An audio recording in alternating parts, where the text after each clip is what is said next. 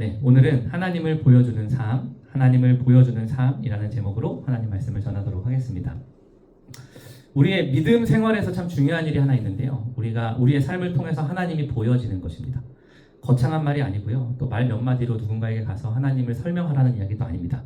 그저 우리가 살아가는 모습, 우리가 아픔을 견뎌내는 태도, 우리가 이 어려운 와중에도 다른 사람에게 전하는 온기가 그 속에서 저 사람은 다른 사람과 다른 무엇이 있구나 라는 것을 발견하게 하는 것, 그것이 하나님을 보여주는 삶입니다. 그런데 제가 지금 이렇게 이야기한 것처럼 그 일이 쉬운 일은 아닙니다. 왜 어려우냐면 양쪽 방향에서 다 어려운데요. 첫째로 내가 내 삶에서 하나님의 일이 무엇이지? 라는 것을 발견하는 게 먼저 어렵고, 두 번째로 많은 사람들이 저를 보고도 그 행동이 하나님 까닭인지 발견하기도 어려운 것입니다. 그래서 오늘 본문이 바로 이런 고민을 하고 있던 한 사람인 모세에 대한 이야기입니다. 하나님께서 모세에게 가서 이스라엘 백성들을 구원해라 라고 이야기를 했지만 모세에게는 걱정이 하나 있었습니다.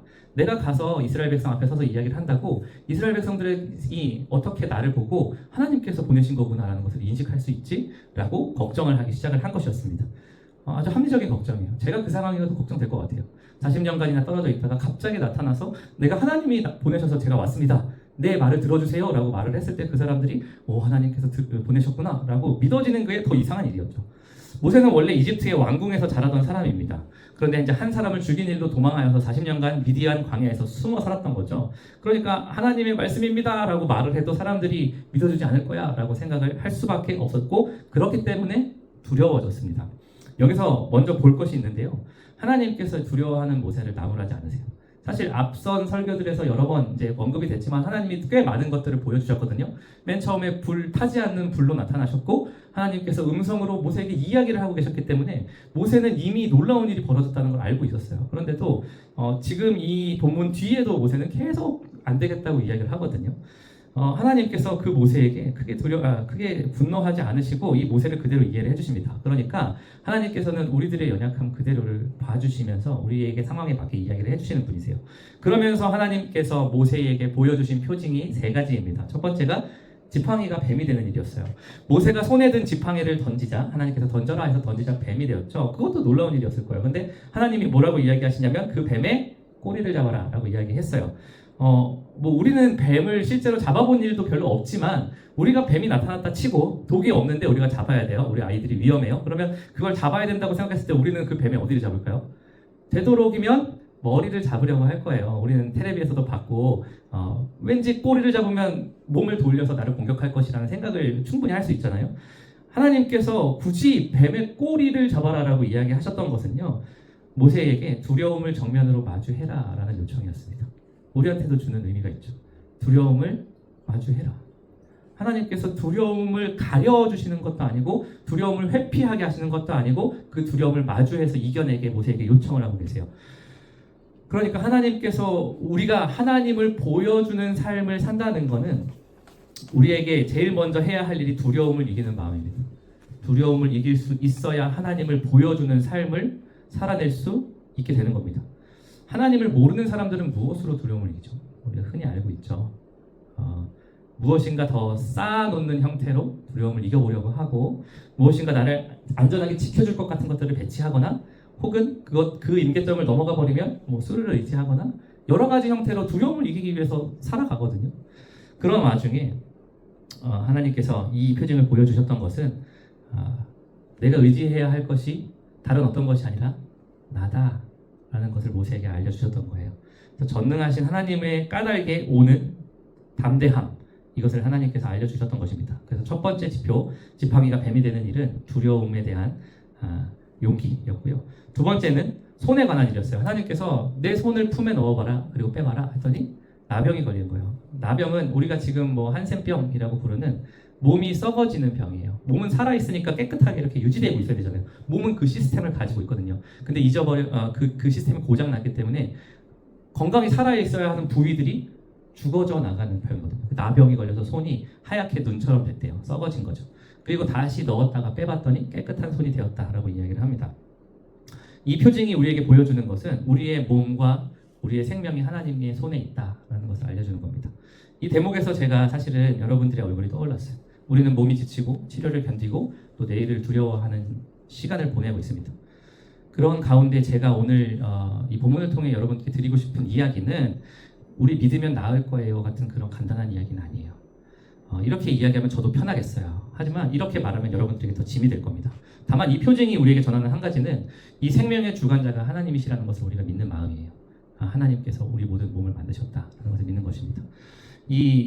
우리가 병 앞에서, 두려움 앞에서 끝까지 놓지 않아도 되는 손, 놓을 수 없는 손, 그것이 하나님의 손입니다. 우리가 의료인들의 손을 붙잡고 가고 있고 가족들의 손을 붙잡고도 가고 있지만 절대로 잊지 말아야 할 것이 하나님의 손을 붙잡고 가는 그 길입니다. 하나님을 붙들고 가는 사람들의 태도는 그래서 평안함이 나올 수 있습니다. 같은 병을 앓고 있어도 그 병을 가지고 있는 사람들의 태도는 모두가 다 다릅니다. 하나님이 우리 마음 가운데 있는 사람들이 보여줄 수 있는 평안의 까닭이 어디서 나오는 건지 많은 사람들에게 보일 수 있어야 됩니다. 세 번째 표징은 나일강을 피로 바꾸는 거였어요. 이 표징은 실제로 10가지 재앙의 첫 번째 표징으로 사용되는 표징인데 이스라엘 백성들에게 이제 데모를 하는 거죠. 데모. 물을 한 그릇 떠와서 이스라엘 백성들 앞에서 물을 부으면 그것이 피가 될 것이다 라고 하나님께서 말씀해 주신 거예요.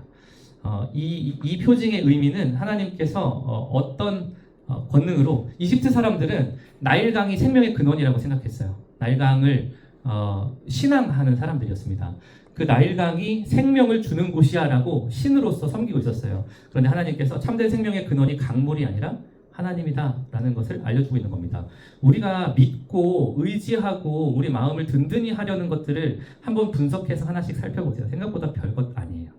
이게 나를 위로해 줄 수 있어.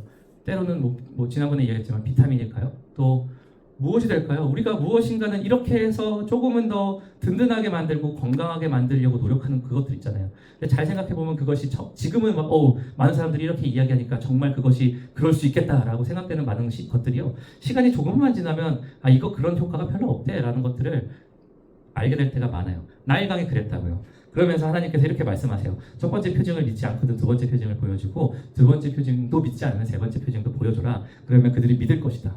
하나님께서 모세에게 대단히 자세하게 이러면 이럴 것이다 라는 효과까지 말씀을 해주세요. 자, 그래서 오늘 본문이 이런 흐름으로 왔는데 그래서 우리는 우리의 삶에서 어떻게 하면 그럼 하나님을 보여주는 삶을 살아갈 수 있을지 세 가지로 정리하고 마무리하도록 하겠습니다. 첫 번째 되게 중요한데요. 하나님의 일하시는 흔적을 우리가 찾아야 됩니다.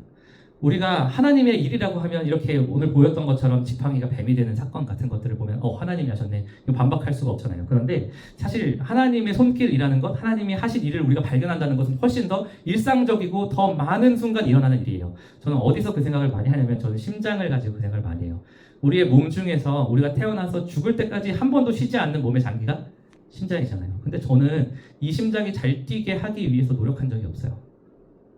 그렇게 만들어진 시스템이 나를 생명하게 하고 있다는 사실을 받아들일 수밖에 없는 거예요. 생각보다 사람들이 되게 무기력하지 않나요? 내가 무엇인가 주도적으로 주체적으로 무엇을 해서 어떤 효과를 보는 것 그리고 그렇기 때문에 내 삶이 이끌어져 온다고 생각하지만 우리가 알지도 못하고 지나가 버리는 수많은 것들을 통해서 생명하고 있는 거예요. 우리가 아침에 눈을 떠서 창밖을 봤는데 들어오는 햇빛 때문에 우리는 사는 겁니다. 또 많은 우리가 발견하려고 하면 하나님께서 우리를 위해서 하시는 일들을 수많이 발견할 수 있어요. 우리가 먼저 발견하고 그것들에 대해서 감탄해야 그것을 많은 사람들에게 보이며 살 수 있습니다. 나도 느끼지 못하고 인식하지 못한 것을 다른 사람들한테 보여주며 살 수는 없어요. 그래서 곁에서 나의 손을 잡아주고 있는 가족도 은혜인 거죠. 모든 것이 다 은혜입니다. 찾으면 보입니다. 그래서 우리는 제가 그러잖아요. 뭔가 다니면서 하나님을 발견할 수 있는 많은 장치들을 하면 좋겠다고. 길 가면서 저는 그 꽃이나 하늘 같은 게 저한테는 좀 표징이에요. 지나다니다 꽃 보면 너무 예쁘지 않아요? 저 사진에 대한 취미도 있거든요. 카메라로 아무리 잘 찍어도요. 그것을 컴퓨터로 옮겨와서 사진을 보잖아요. 그럼 내 눈으로 봤던 그 감정만큼 예쁘지 않아요. 그 색깔은 내 눈으로 그 현장에서 그 햇빛을 반사해서 봤을 때만 느껴지는 느낌이거든요. 우리가 열심히 하나님을 발견하면 하나님이 살아계시다는 것을 우리도 발견하게 되고 우리가 그것을 많이 발견할수록 그것에 감격하는 마음으로 많은 사람들이 하나님이 계시다는 것을 나도 확신 있게 보여주며 살 수 있습니다. 첫 번째, 하나님의 일하신 흔적을 찾아야 하나님을 보여주는 삶을 살 수 있고요. 두 번째, 하나님 앞에서 용기를 내야 하나님을 보이는 삶을 살 수 있습니다. 네, 솔직히 이야기해 볼까요? 우리가 하나님을 보이며 살지 못하는 이유는 뭘까요? 우리가 하나님 믿는 티를 다른 사람에게 내는 것을 부끄러워하거나 그것에 용기를 내지 못하기 때문입니다. 저도 그래요. 자신감 있게 자연스럽게 내가 하나님 믿는 사람이라는 것을 저는 비즈니스를 하고 있잖아요. 굳이 말하지 않아야 되는 때가 생기는데 그러고 나면 대단히 속상해요. 뭐 굳이 말하지 않아도 되는 점이 나쁘다는 건 아니에요. 정황을 파악을 해야죠. 그 사람을 불편하게 할 수도 있으니까요. 하지만 우리는 알고 있는 거예요. 어느 순간 내가 하나님의 백성임을 드러내야만 했던 순간도 있었는데 그럴 때 내 말을 삼킨 기억이 일이 없지 않다. 사람의 방법으로 우리는 다 미리 방법을 막 쌓아두고 장치해두고 안전하다 이렇게 생각을 하는 거예요. 때로는 그런 것들 때문에 안심되는 삶이 아니라 손해를 좀 감수하더라도 다른 사람들과는 조금 다르게 살더라도 하나님의 말씀을 붙들고 하나님과 함께 하기 때문에 하는 행동들을 할 용기가 있어야 됩니다. 그 작은 용기가 나를 저 사람한테 누군가 다른 존재가 함께 있구나 라는 것을 알게 하고 믿게 하는 가장 중요한 요소 중에 하나입니다. 두 번째는 용기였고요. 마지막으로는 비슷한 이야기인데 담대한 마음을 품는 것입니다. 하나님의 사람이 너무 많은 것을 두려워하며 살면 하나님은 드러나지 않습니다. 지금 우리에게는 더 중요한 말일 거예요. 우리는 이 땅의 삶이 전부다라고 하고 알고 있는 사람들과는 다른 삶을 살고 있습니다. 이 땅에서의 삶은 지나가는 길이고 우리에게 돌아갈 본향이 있다는 것을 믿는 마음만 가져도 우리에게 담대함이 생길 거예요. 어려운 일이죠. 우리에게 그 소망이 있기 때문에 각자의 자리가 아무리 힘들고 어려워도 완전히 무너지지 않을 수 있는 힘은, 우리가 아주 엎드려지지 않을 수 있는 힘은 하나님께서 우리랑 함께 한다는 것을 믿고 아는 것입니다. 상황 여부가 아닌 것 같아요. 저도 사업을 하는 가운데 정말 이 사업이 죽을 것 같은 생각을 한 10년째 하면서 사는 것 같아요. 사업은 계속 어려워요. 정말 종말할 것 같이 느껴지거든요.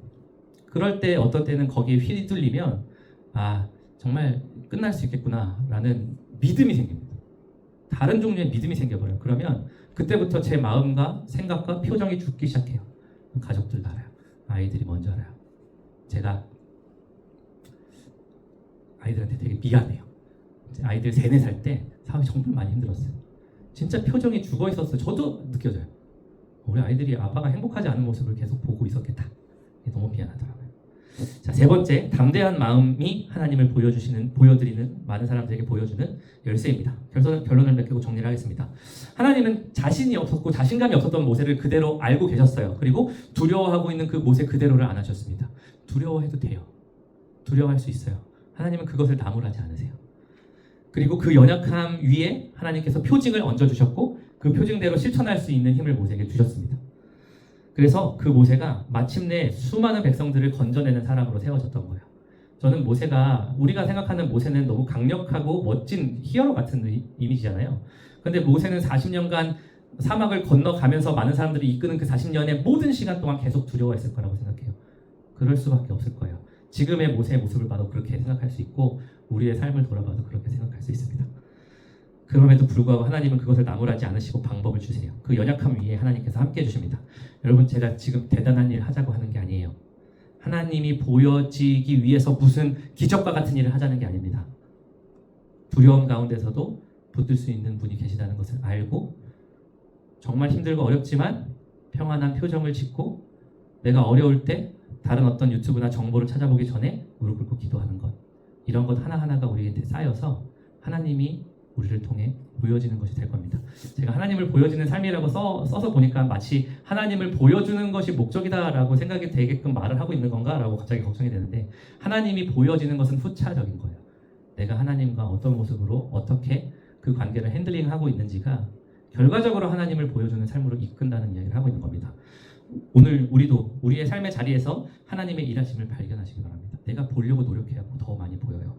그리고 하나님을 조용히 그리고 분명하게 많은 사람들이 볼 수 있도록 살아가는 것을 통해서 많은 사람들도 하나님이 궁금해지고 하나님이 어떤 분이신지 알고 싶어져서 우리 까닭에 그 하나님께로 돌아오게 되는 일까지 이룰 수 있도록 우리의 삶을 잘 이끌어 나가시도록 하나님께 잘 맡겨드리는 우리 일산 다나한 한방병원 모든 교우님들이 되시기를 예수님의 이름으로 축복합니다.